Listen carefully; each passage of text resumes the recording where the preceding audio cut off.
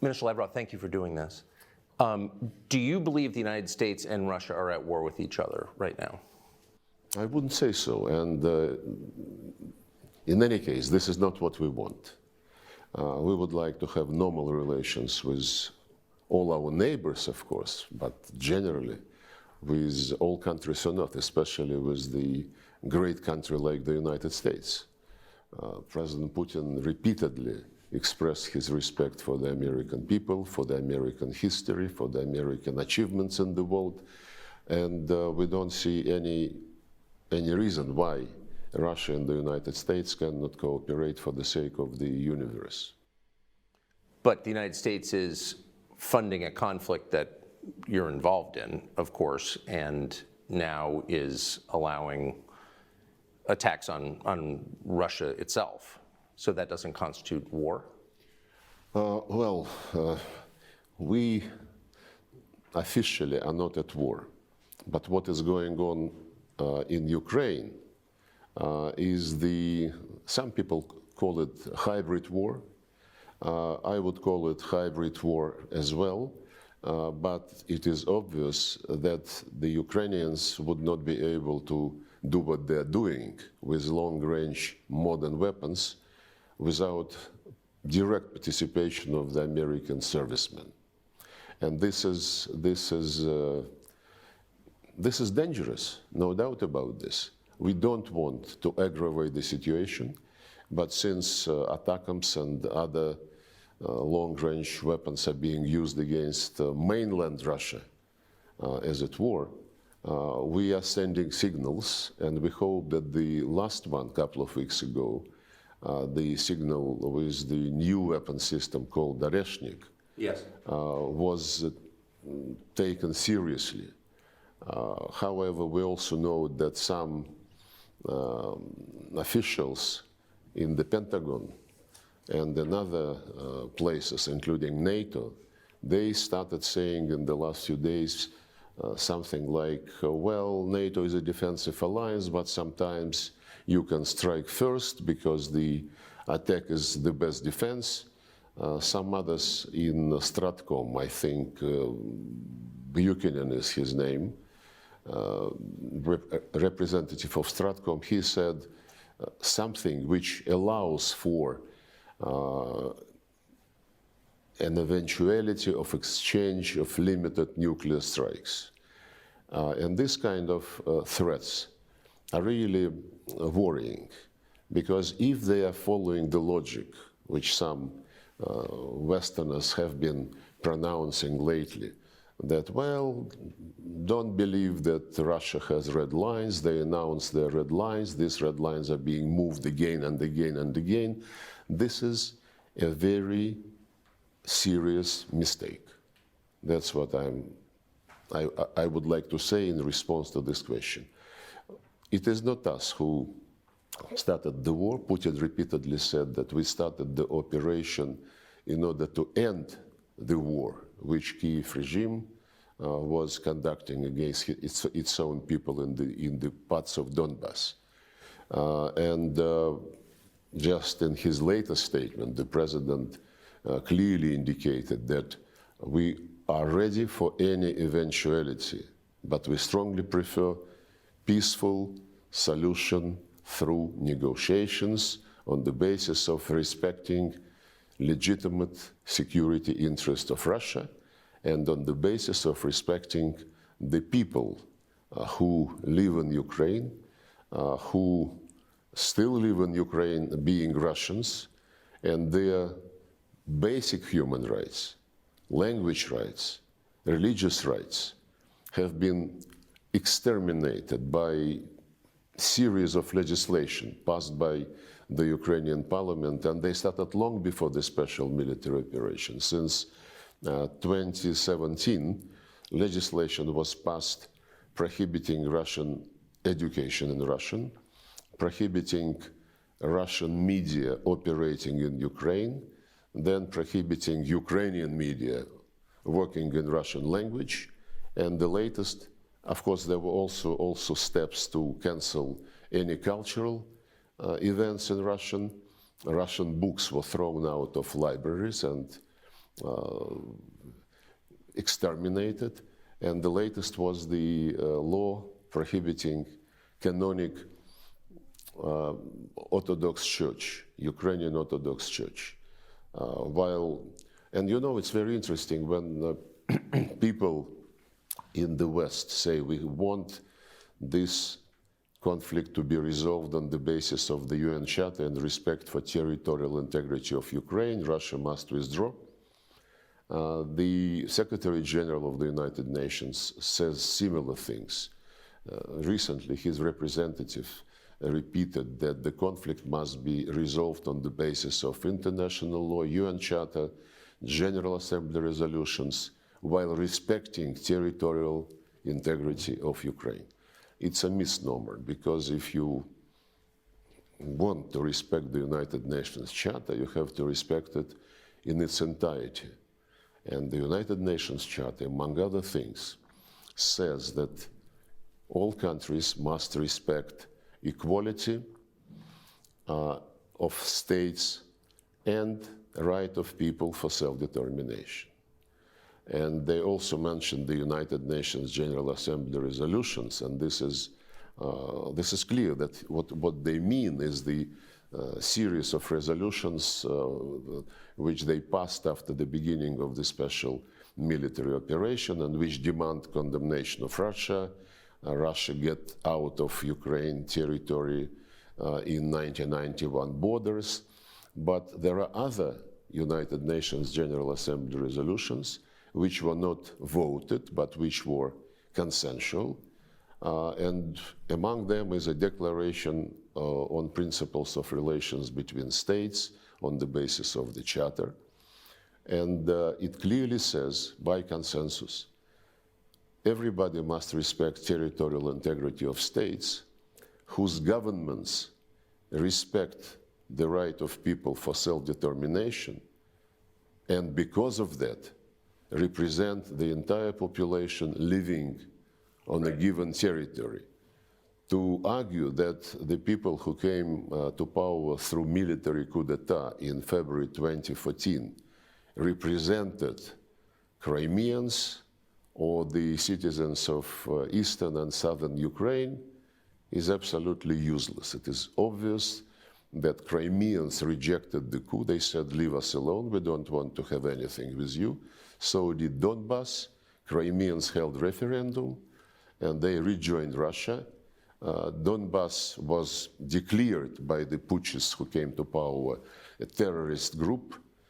They were shelled, attacked by artillery. The war started, which was stopped in February 2015. And the Minsk agreements were signed, and we were very sincerely interested in closing this drama by seeing Minsk agreements implemented fully. It was sabotaged by the government which was established after the coup d'etat in Ukraine. There was a demand that they enter into a direct dialogue with the people who did not accept the coup. There was a demand that they promote economic relations with that part of Ukraine, and so on and so forth. None of this was done.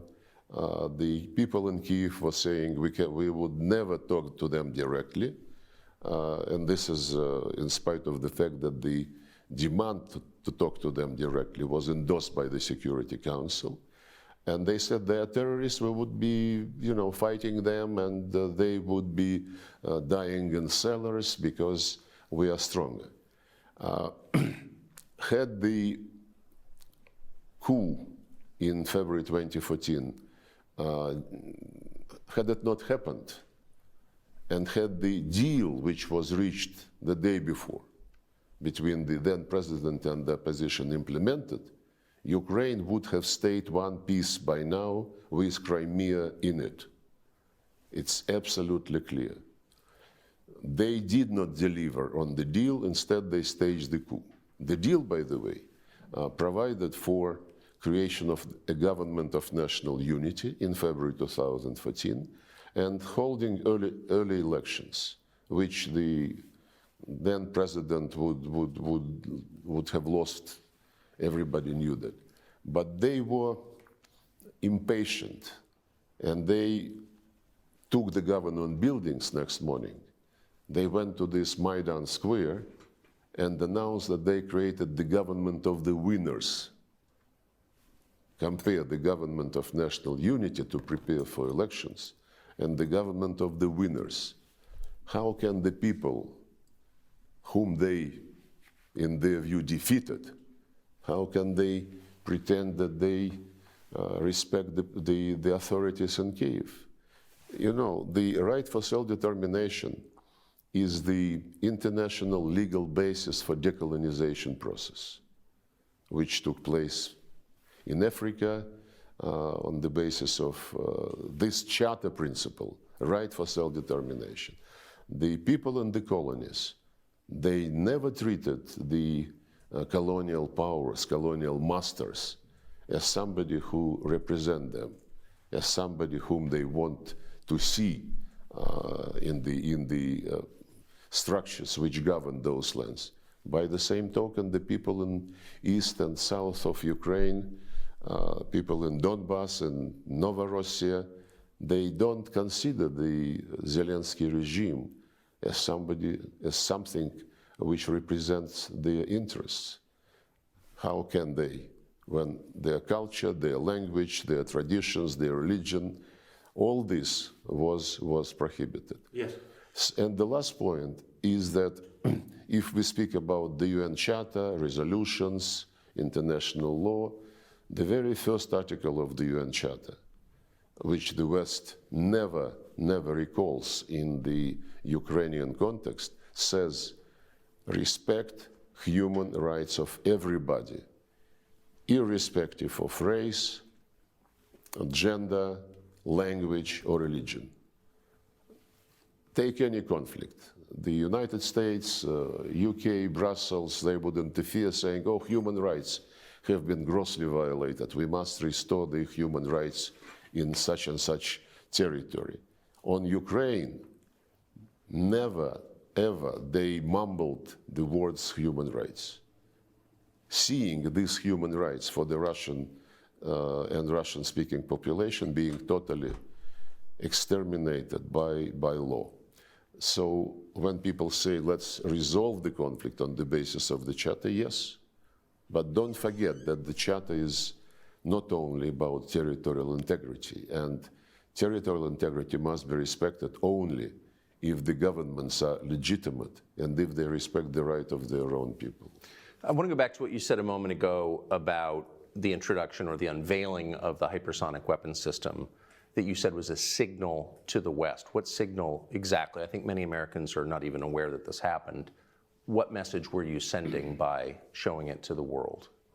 Well, the message is that you, the United States, and the allies of the United States, who also provide this long-range weapons to the Kyiv regime, they must understand that we would be ready to use any means not to allow them to succeed in what they call strategic defeat of Russia. They fight for keeping their hegemony over the world, on any country, any region, any continent. We fight for our legitimate security interests. They say, for example, 1991 borders. Lindsey Graham, who visited some time ago Zelensky for another talk, he bluntly, in presence of Zelensky, I think, said that Ukraine is very rich with rare earth metals, and we cannot leave this richness to the Russians. We must take it. We fight, so they fight for the regime which is ready to sell or to give to the West all the natural and human resources. We fight for the people who have been living on these lands, whose ancestors were actually developing those lands, building cities, building factories for centuries and centuries. We care about people, not about natural resources which somebody in the United States would like to keep and to have Ukrainians just as servants sitting on these natural resources. So the message which we wanted to sell by testing in real action this hypersonic system is that we will be ready to do anything to defend our legitimate interest. We hate even to think about war with the United States, which will take, nuclear character. Our military doctrine says that the most important thing is to avoid a nuclear war. And it was us, by the way, who initiated in January 2022 the message, the joint statement by the leaders of the 5 permanent members of the Security Council, saying that we will do anything to avoid confrontation between us, acknowledging and respecting each other's security interests and concerns. This was our initiative. And the security interests of Russia were totally ignored when they rejected, about the same time, when they rejected the proposal to conclude a treaty on security guarantees for Russia, for Ukraine, in the context of coexistence and in the context when Ukraine would not be ever member of NATO or any other military bloc. This security interest of Russia were presented to the West, to NATO and to the United States. In December 2021, we discussed them several times, including during my meeting with Tony Blinken in Geneva in January, late January 2022, and this was rejected. So we would certainly like to avoid any misunderstanding, and since the people, some people in Washington and some people in London, in Brussels, seem to be not very capable to understand, we will send additional messages if they don't draw necessary conclusions. The fact that we're having a conversation about a potential nuclear exchange and it's real is remarkable, not something I thought I'd ever see. And it raises the question, how much back-channel dialogue is there between Russia and the United States? Has there been for the last 2.5 years?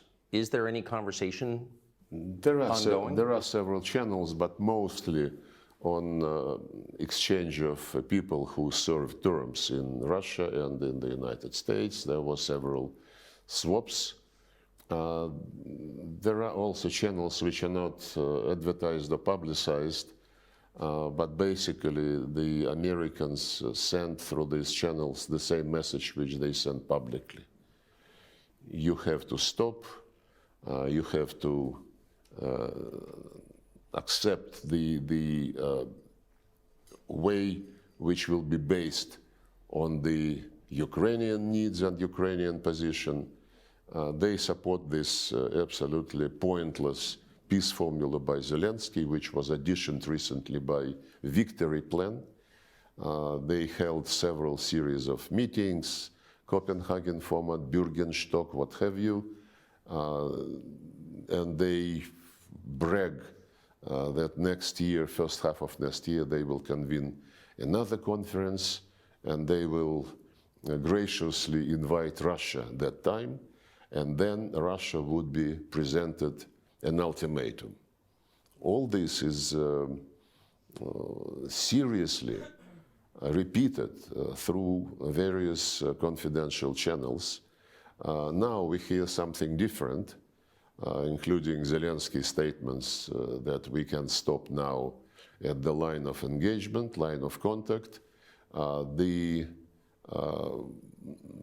Ukrainian government will be admitted to NATO, but NATO guarantees at this stage would cover only the territory controlled by the government, and the rest would be subject to negotiations, but the end result of these negotiations must be total withdrawal of Russia from Russian soil, basically.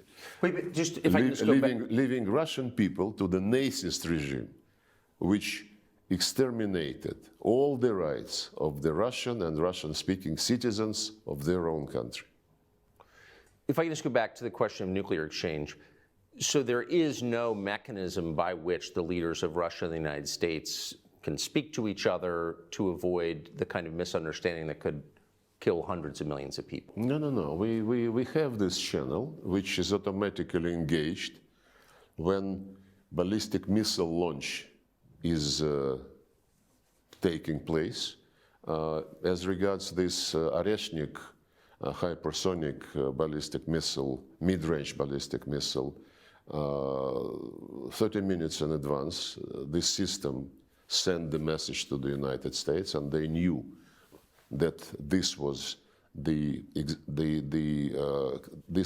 case, and that they don't mistake it for anything bigger and real dangerous.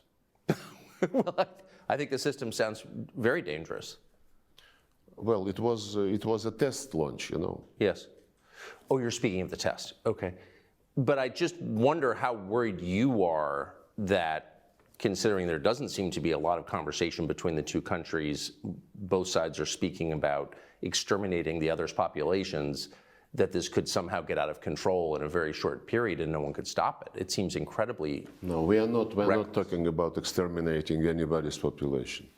We did not start this war. We have been, for years and years and years, sending warnings that pushing NATO closer and closer to our borders is going to create a problem.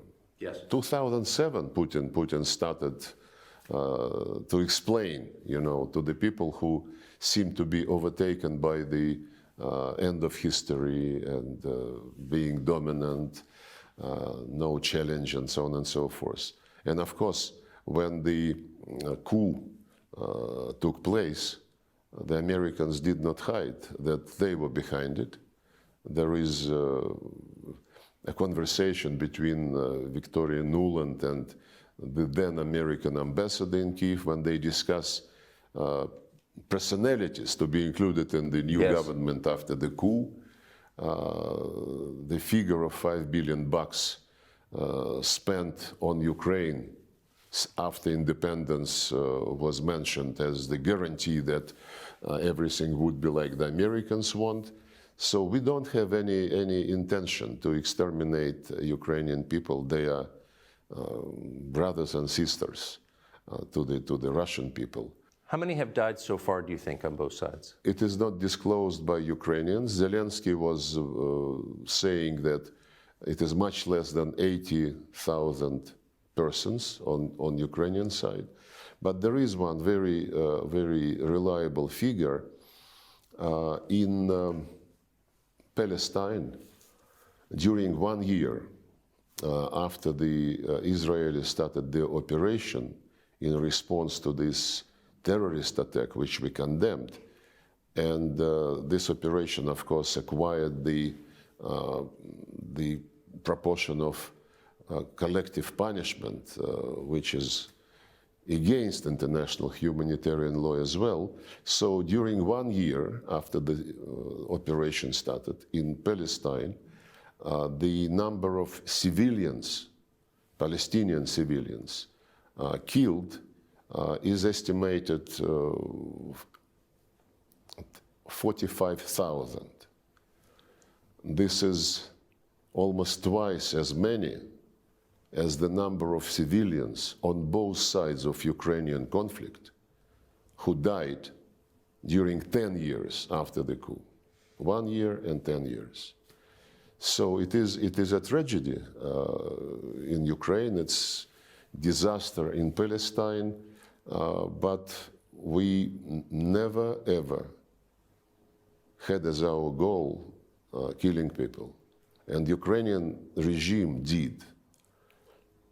The head of the office of Zelensky once said that we will make sure that cities like Kharkov, Nikolaev will forget what Russian means at all.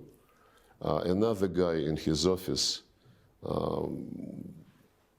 stated that Ukrainians must exterminate Russians through law or, if necessary, physically.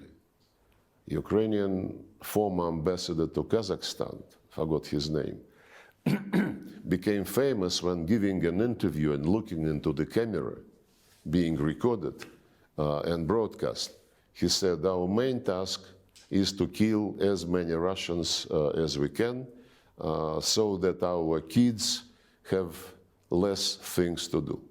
And the statements like this are all over the vocabulary of the regime. How many Russians in Russia have been killed since February of 2022?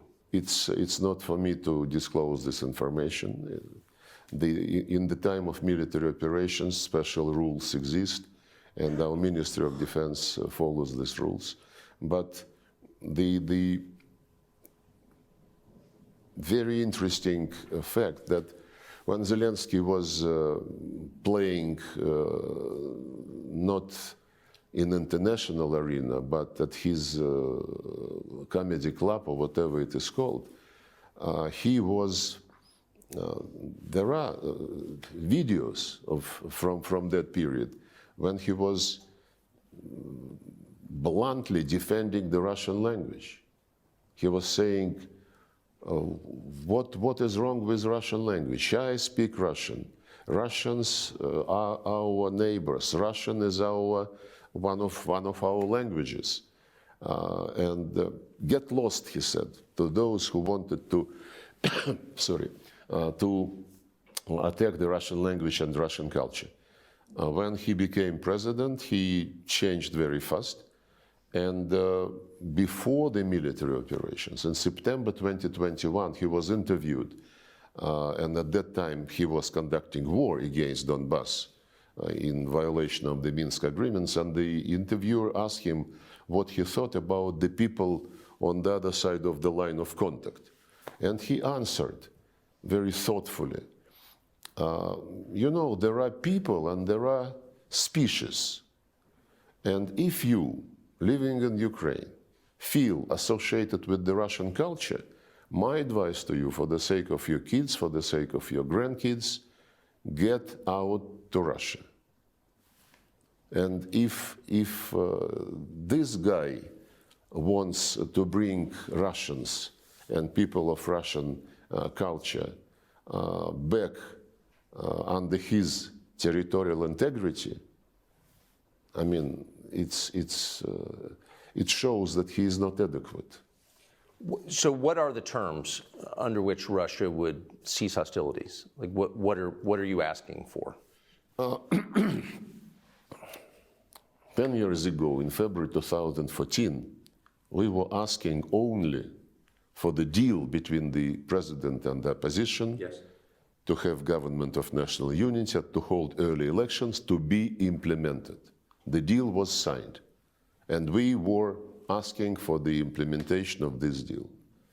They were absolutely impatient and aggressive, and they were, of course, pushed, I have no slightest doubt, by the Americans, because if Victoria Nuland and the US ambassador agreed the composition of the government, why wait for 5 months to hold early elections?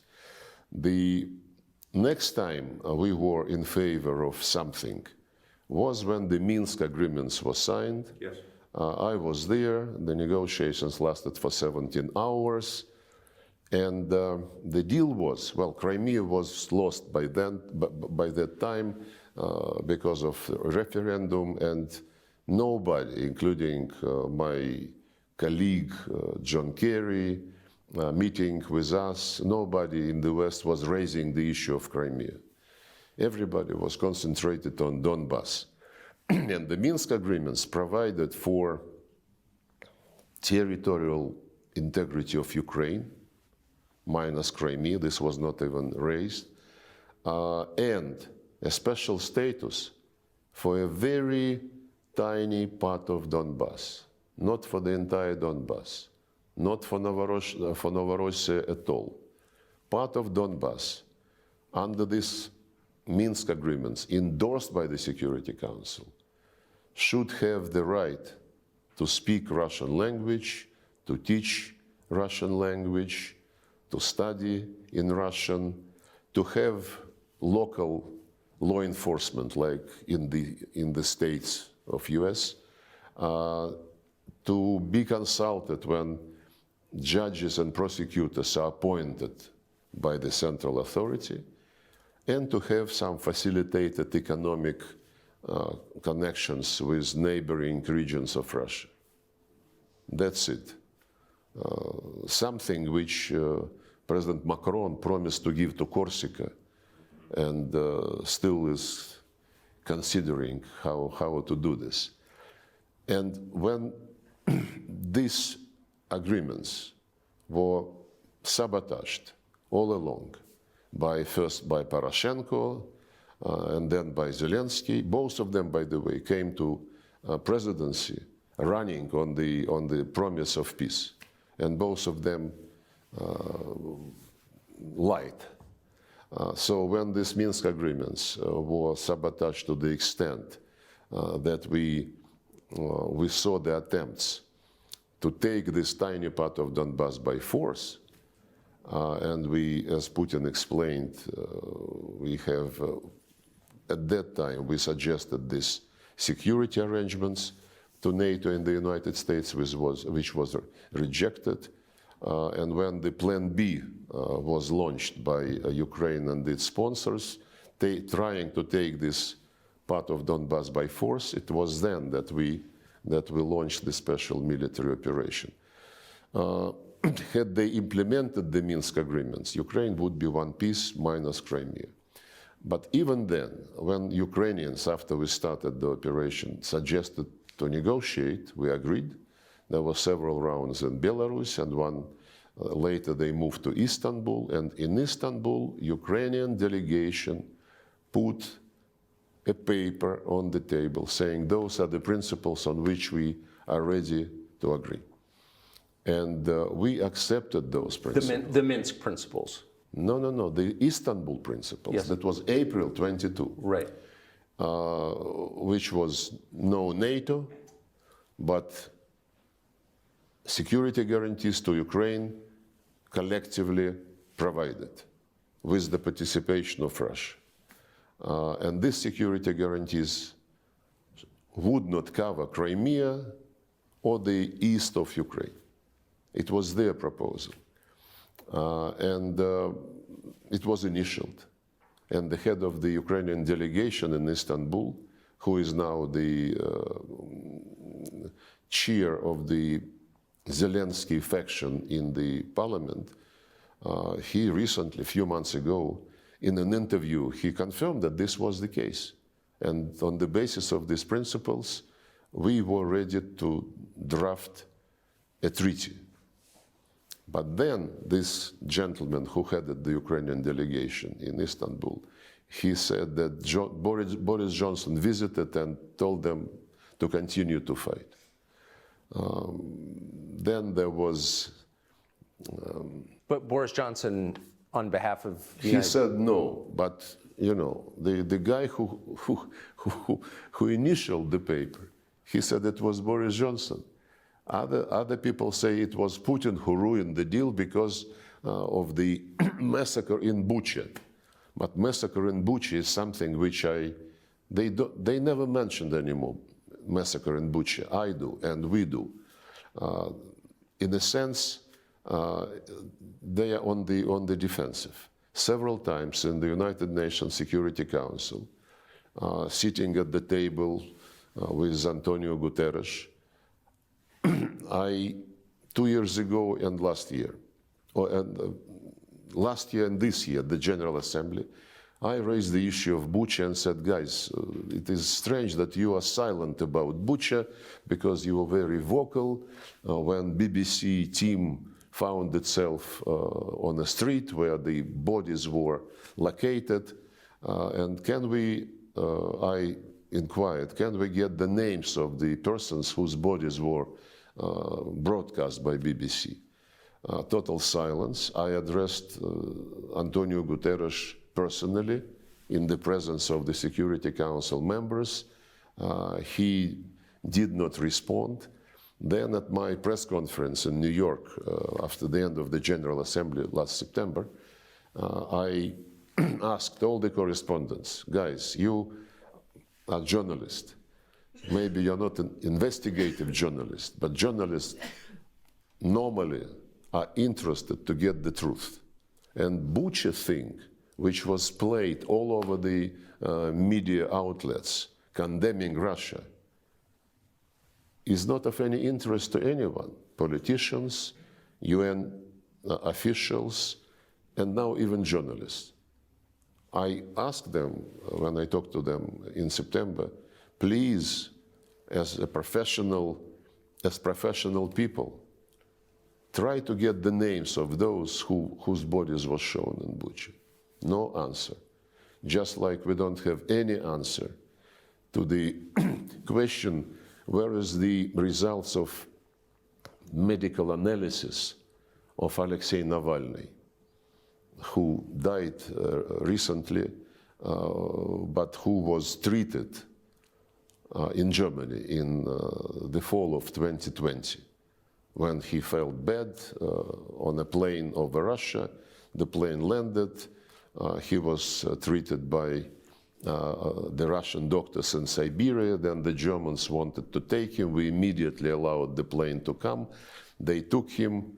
In less than 24 hours, he was in Germany. And then the Germans continued to say that we poisoned him. And we asked them, can you, and they announced that the analysis confirmed that he was poisoned. We asked for the test results to be given to us. They said, no, we give it to Organization on Chemical Weapons. We went to this organization, we are members, and we said, can you show to us, because this is our citizen, we are accused of having poisoned him. They said, the Germans told us not to give it to you because they found nothing in the civilian hospital. And the announcement that he was poisoned was made after he was treated in a military hospital, Bundeswehr hospital. So it seems that this secret is not going. So how did Navalny die? Well, he died serving the term in Russia. But he, during, as far as it was reported, every now and then he felt not well, which was another reason why we continued to ask the Germans, can you show us the results which you found? Because we did not find what they found. And what they did to him, I don't know. What the Germans did to him? Yeah, because they don't explain to anybody, including us. Or maybe they explain to the Americans, maybe this is credible, but they never told us how they treated him, what they found, and what methods they were using. How do you think he died? I am not a doctor, but for anybody to guess, even for the doctors to try to guess, they need to have information.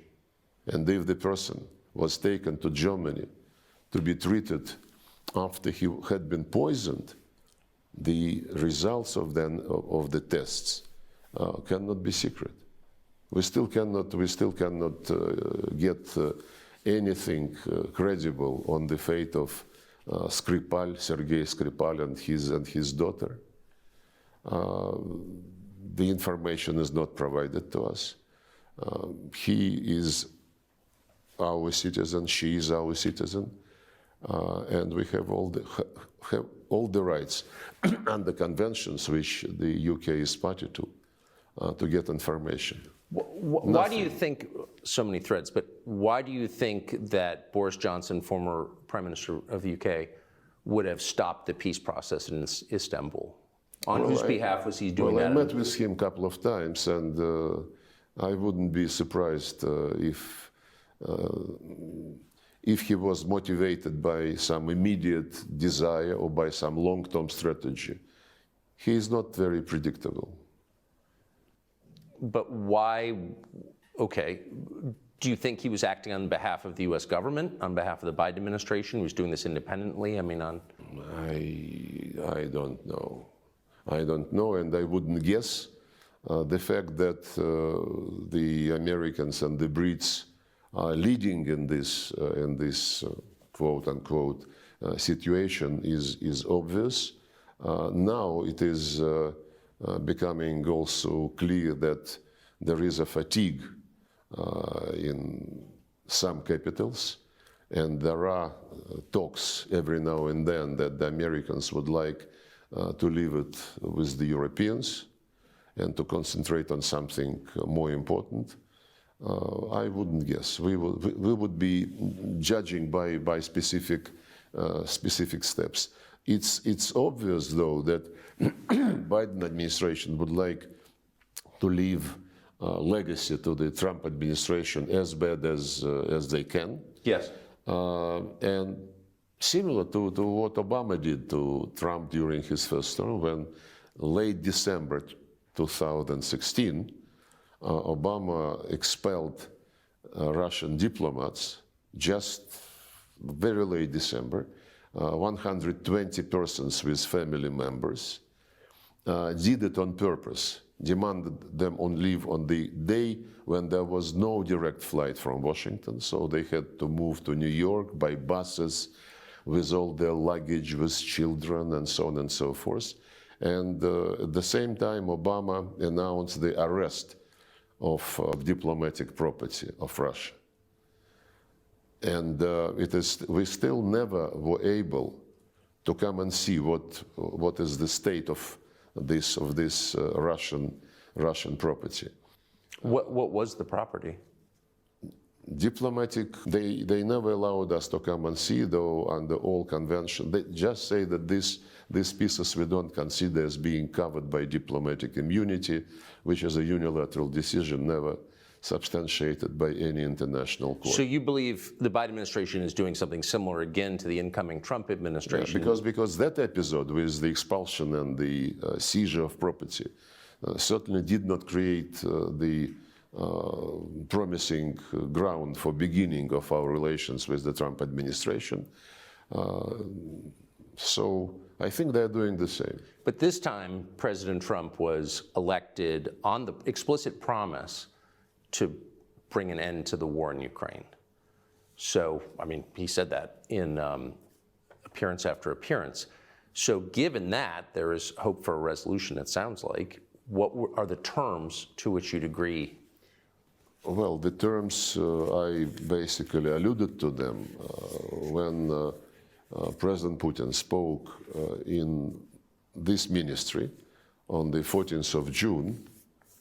He once again reiterated that we were ready to negotiate on the basis of the principles which were agreed in Istanbul and rejected by Boris Johnson, according to the statement of the head of the Ukrainian delegation.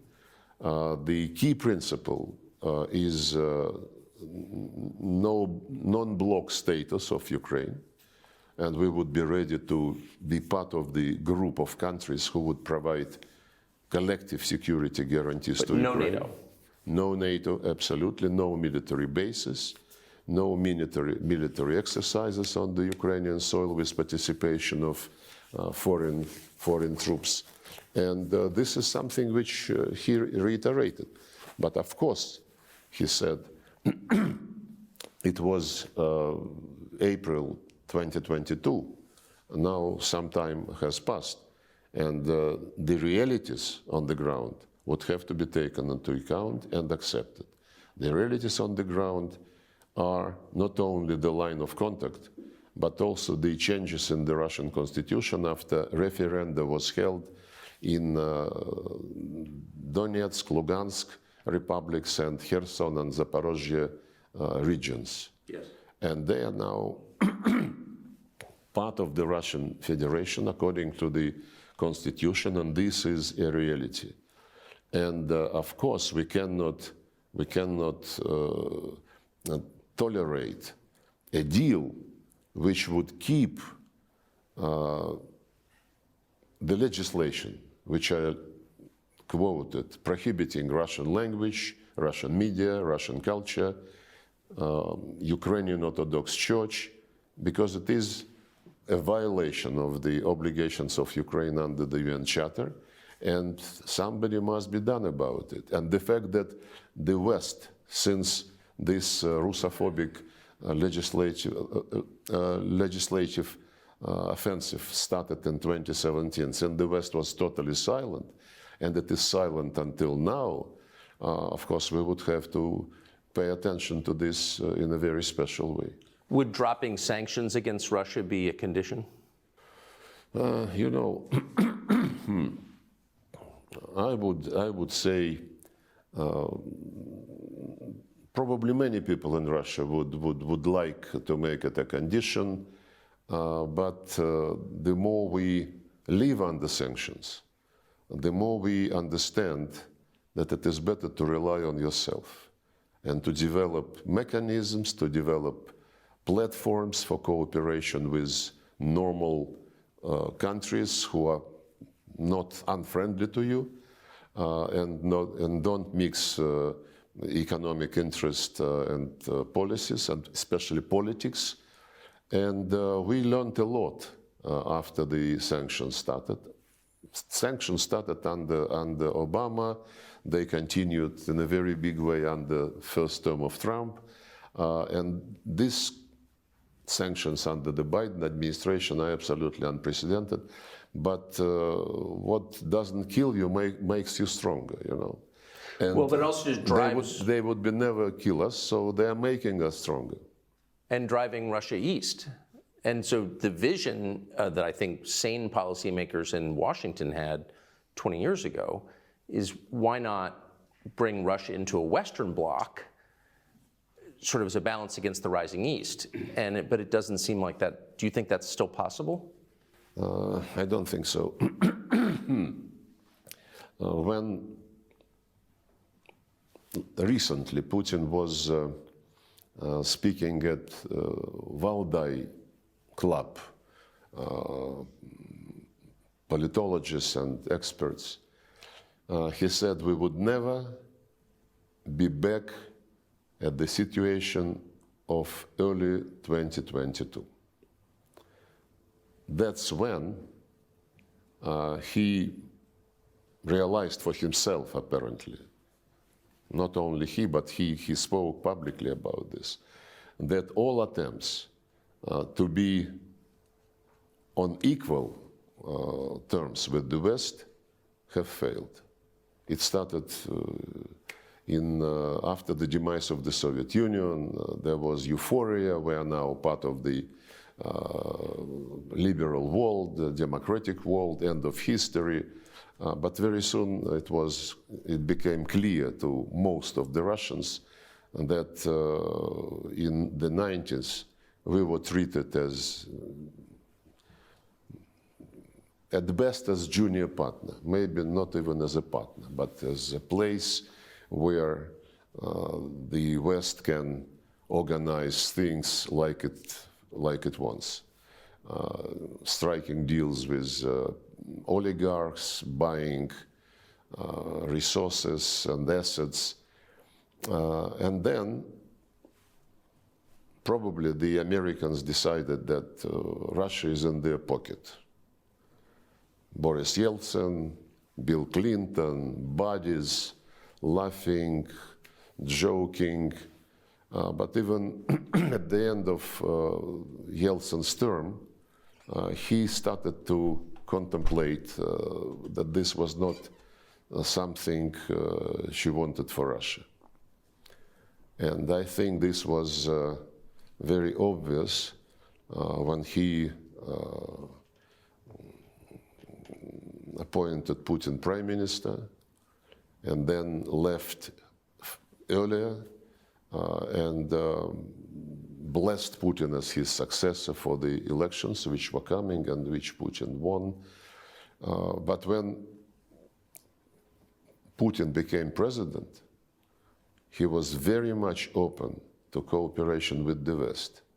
And he mentions about this quite regularly when he speaks with interviewers or at some international events. I was present when he met with George Bush Jr., with Obama. Well, after the meeting of NATO in Bucharest, which was followed by NATO-Russia summit meeting in 2008, when they announced that Georgia and Ukraine will be in NATO, and then they tried to sell it to, we asked why. There was lunch and Putin asked what was the reason for this. Good question. And they said, you know, this is something which is not obligatory. How come? Well, you know, to start the process of joining NATO, you need a formal invitation. And this is a slogan.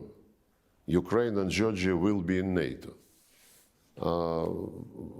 But this slogan, you know, became obsession for some people in Tbilisi first, when Saakashvili lost his senses and started the war against his own people under the protection of OSCE mission with the Russian peacekeepers on the ground.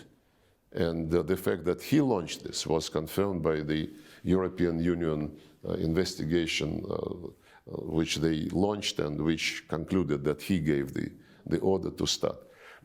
And for Ukrainians, it took a bit longer. And they were cultivating this pro-Western mood.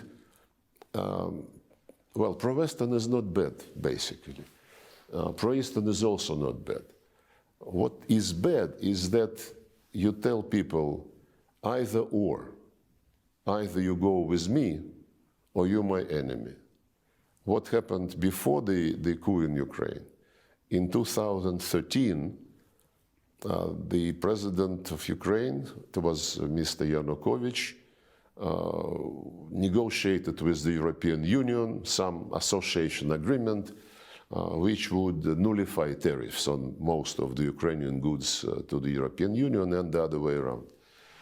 And at some point, when he was meeting with Russian counterparts, we told him, you have already, Ukraine was part of the free trade area of the Commonwealth of Independent States, no tariffs for everybody. And we, Russia, negotiated agreement with World Trade Organization for some 15, 17 years, mostly because we bargained with European Union and we achieved some protection for many of our sectors, agriculture, some others. And we explained to the Ukrainians that if you go zero in your trade with European Union, we would have to protect our customs border with you, with Ukraine. Otherwise, the zero tariff European goods would flood and would be hurting our industries, which we tried to protect and agreed for some protection. Then we suggested to the European Union, guys, Ukraine is our common neighbor. You want to have better trade with Ukraine. We want the same. Ukraine want to have markets both in Europe and in Russia. Why don't we sit three of us and discuss it like grown-ups? The head of the European Commission was the Portuguese Barroso was his name. And he responded, you know, it's none of your business what we do with Ukraine. We, for example, we, the European Union, we don't ask you to discuss with us your trade with China. Absolutely arrogant answer. And then the president of Ukraine, Yanukovych, he convened his experts, and the experts said, yes, it would be not very good if we have opened the border with European Union, but the customs border with Russia would be closed, and they would be checking, you know, what is coming, so that the Russian market is not affected. And he announced in November 2013 that he cannot sign the deal immediately, and he asked the European Union to postpone it for next year, until next year. That was the trigger for Maidan, which was immediately thrown up and ended by the coup. So my point is that this either or. Actually, the first coup took place in 2004, when after second round of elections, the same Mr. Yanukovych won presidency, the West raised hell, and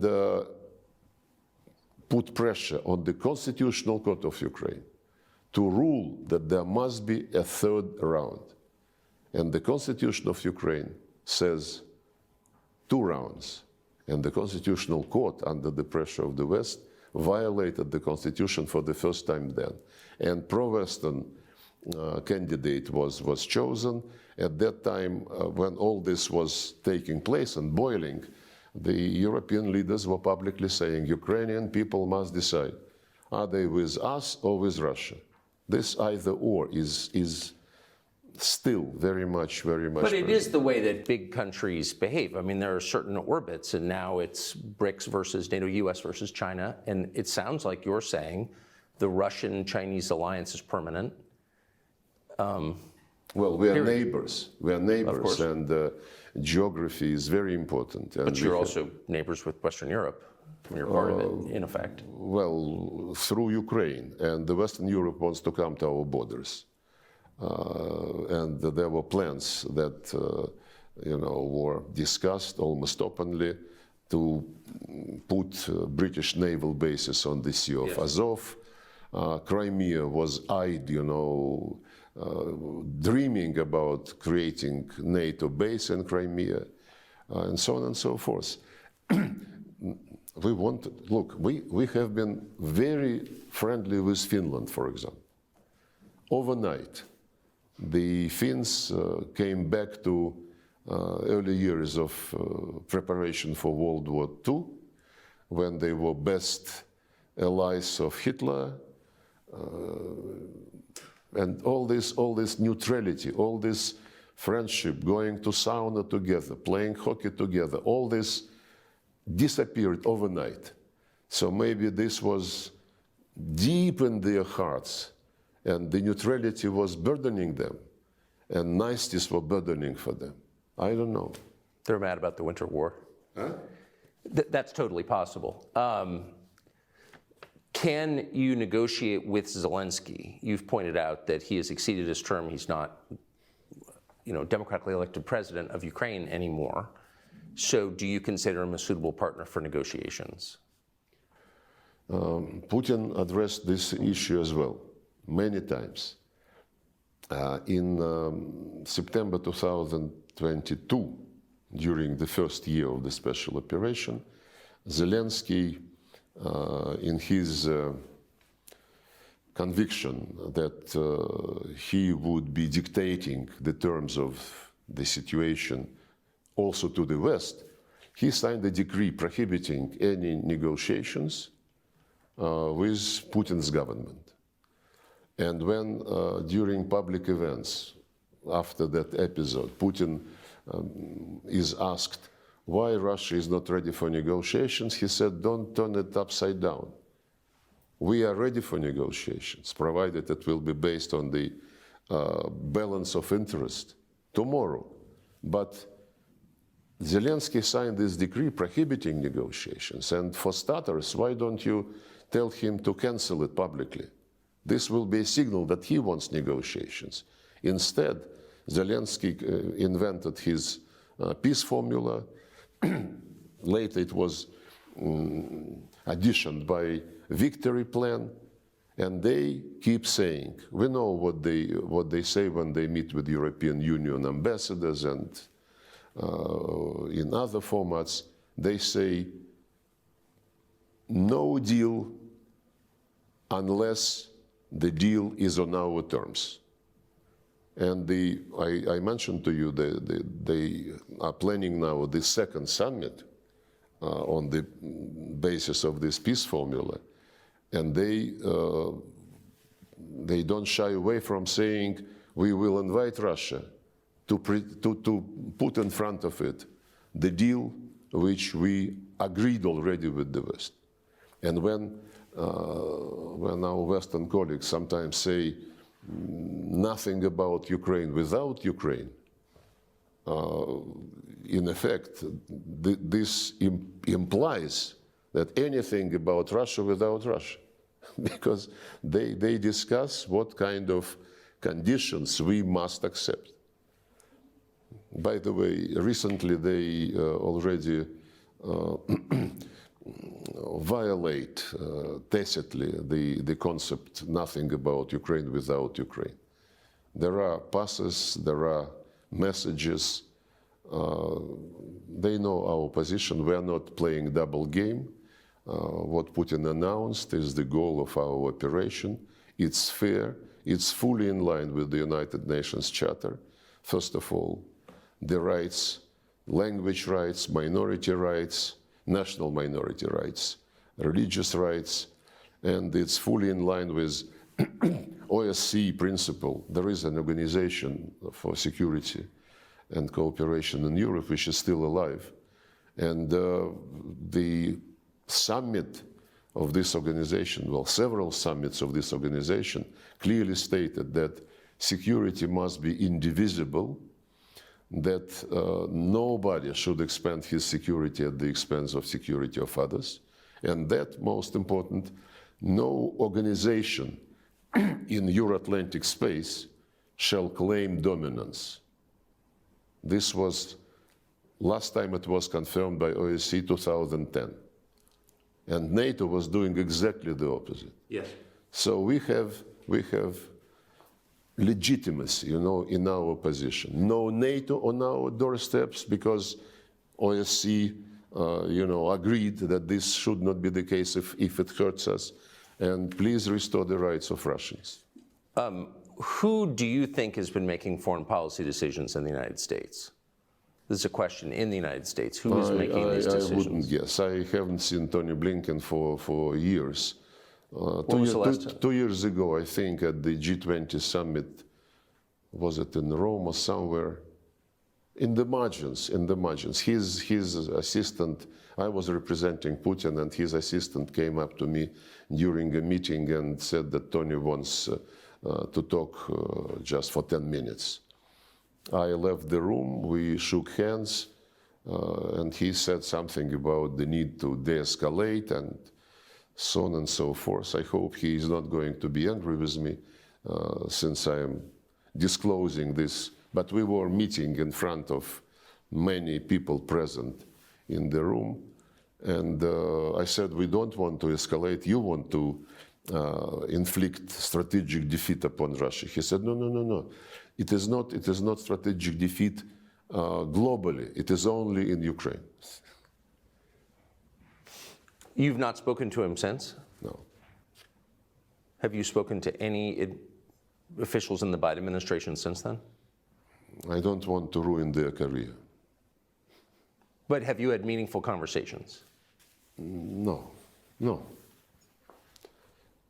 Not at all. No, when I met in international events, one or another person whom I know, an American, I mean. Yeah. Some of them say hello, some of them exchange few words, but I never impose myself because But nothing meaningful behind the it's scenes. becoming contagious, you know, when they see, when somebody sees an American talking to me or a European talking to me. Europeans are running away when they see me. During the last G20 meeting, it was ridiculous. Grown-up people, mature people, they behave like kids, so childish, unbelievable. So you said that when in 2016 in December, the final moments of the Biden administration, Biden made the relationship between the United States and Russia more difficult. Obama. Rather. Biden Obama was vice president. Exactly. I'm so sorry. The Obama administration left a bunch of bombs, basically, for the incoming Trump administration. In the last month, since the election, you have all sorts of things going on politically in bordering states in this region that, you know, in Georgia and Belarus, in Romania, and then, of course, most dramatically in Syria, you have turmoil. Does this seem like part of an effort by the United States to make the resolution more difficult? There is nothing new, frankly, because the US historically in foreign policy was motivated by making some trouble and then to see if they can fish in the muddy water. Iraqi aggression, Libyan adventure, ruining the state, basically.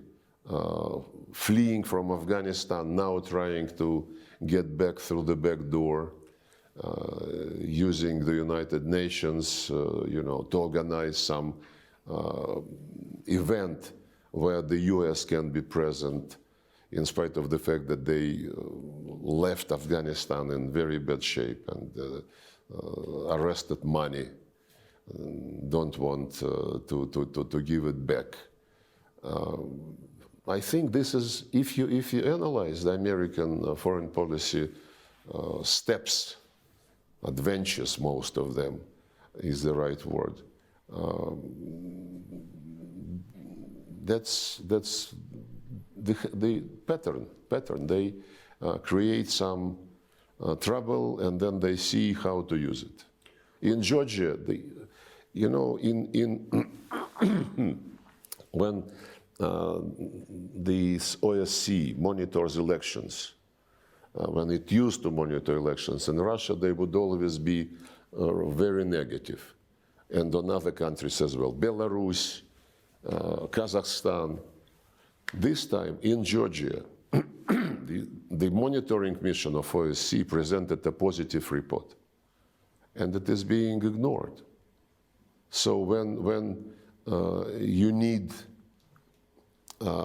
endorsement of the procedures, you do it when you like the results of the election. If you don't like the results of elections, you ignore it. It's like when the United States and other Western countries recognized unilateral declaration of independence of Kosovo, they said this is the self-determination being implemented. When a few years later, and there was no referendum in Kosovo, unilateral declaration of independence. By the way, after that, the Serbs approached International Court of Justice, which ruled that, well, normally they are not very specific, you know, in their judgment, but they ruled that unilateral, or rather, when part of a territory declares independence, it is not necessarily to be agreed with the central authorities. And when a few years later, Crimeans were holding referenda with invitation of many international observers, not from international organizations, but from parliamentarians in Europe, in Asia, in post-Soviet space, They said, no, we cannot accept this because this is violation of territorial integrity. Right. You pick and choose. The UN Charter is not a menu. You have to respect it in all its entirety. So who's paying the rebels who've taken parts of Aleppo? Is the Assad government in danger of falling? What is happening exactly in your view in Syria? Well, we had a deal when this crisis started, and we are organized the Astana process of Russia, Turkey, and Iran. We meet regularly, and another meeting is being planned before the end of the year or early next year to discuss the situation on the ground. And the rules of the game is to help Syrians to come to terms with each other and to prevent separatist trends from getting strong. That's what the Americans are doing in the east of Syria when they groom some Kurdish separatists using the profits from oil and grain, salt, the resources which they occupy.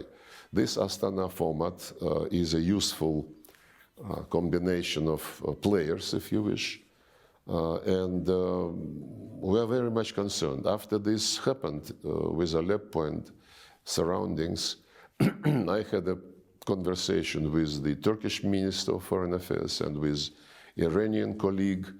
We agreed to try to meet this week. Did you see it coming? Hopefully in Doha, in the margins of this international conference.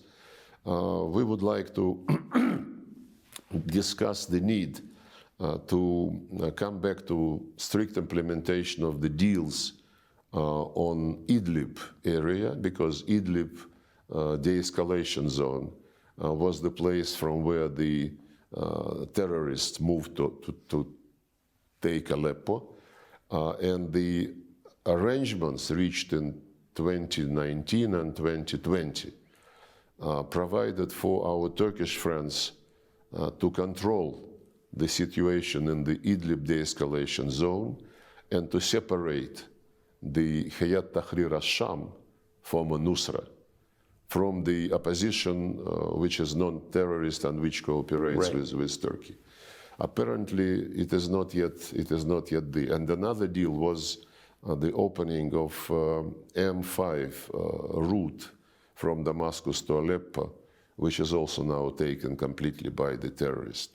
So we as ministers of foreign affairs would discuss the situation, hopefully, this coming Friday, and the military of all three countries and the security people are in contact with each other. But the Islamist groups, the terrorists you just described, who is backing them? Well, we have some information, and we would like to discuss with all our partners in this process the way to cut the channels of financing and arming them. The information which is being floated, and it's in the public domain, mentions the Americans, the Brits, among others. Some people say that Israel is interested in making this situation aggravate so that Gaza is not under very close scrutiny. It's a complicated game. Many actors are involved, and I hope that the contacts which we are planning for this week will help stabilize the situation. What do you think of Donald Trump? I met him several times when he was having meetings with Putin, and when he received me twice, I think, in the Oval Office when I was visiting for bilateral talks. Well, I think he's a very strong person. a person who wants results, who doesn't like procrastination on anything, and this is my impression. He is very friendly in discussions, but this does not mean that that he is pro-Russian, as some people try to present him. The amount of sanctions we received under the Trump administration was very, very, very big. And we respect any choice which is made by the people when they vote. We respect the choice of American people, and we are open, as Putin said, we are open to contacts with, we have been open all along with the current administration. And we hope that when Donald Trump is inaugurated, we will understand what the ball, as Putin said, is on their side. We never severed our contacts, our ties in economy, trade, on security, on anything. And my final question is, how sincerely worried are you about an escalation in conflict between Russia and the United States, knowing what you do? Well, we started with this question, more or less. It seems the central question. Yes, and the Europeans say that it's not, they whisper to each other that it is not for Zelensky to dictate the terms of the deal, it's for the US and Russia. I don't think we should be presenting our relations as, two guys decide for everybody. Not at all. It is not our style. We prefer the manners which dominate in BRICS, in Shanghai Cooperation Organization, where the UN Charter principle of sovereign equality of states is really embodied. The US is not used to respect sovereign equality of states. The United States, when they say we cannot allow Russia to win on Ukraine because this would undermine our rules-based world order. And rules-based world order is American domination. Now, by the way, NATO, at least under Biden administration, is eyeing the entire Eurasian continent. Indian, Pacific strategies, South China Sea, East China Sea is already on NATO agenda. NATO is moving infrastructure there. AUKUS, building quartet Indo-Pacific 4, they call it. Japan, Australia, New Zealand, South Korea.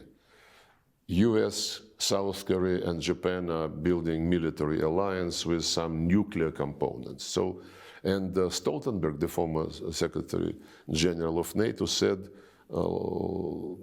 last year after the summit, which he said, Euro-Atlantic security is indivisible from Indo-Pacific security. When he was asked, does it mean that you go beyond territorial defense? No, it doesn't go beyond territorial defense, but to defend our territory, we need to be present there. This element of preemption is more and more present. But with the United States, we don't want war with anybody. And as I said, 5 nuclear states declared at the top level in January 2022 that we don't want confrontation with each other and that we shall respect each other's security interests and concerns. And it also stated that nuclear war can never be won, and therefore nuclear war is not possible. And the same was reiterated bilaterally between Russia and the United States, Putin, Biden, when they met in 21 in Geneva in June. Basically, they reproduced the statement by Reagan and Gorbachev of 1987, I think, no nuclear war. And this is absolutely in our vital interest, and I hope that this is also in vital interest of the United States. I say so because some time ago, Mr. Kirby, who is White House communications coordinator or whatever, he was asking questions, answering questions, and about escalation and about possibility of nuclear weapons being employed. And he said, oh, no, we don't want escalation, because then if there is some nuclear element, then our European allies would suffer. So even mentally, he excludes that the United States can suffer.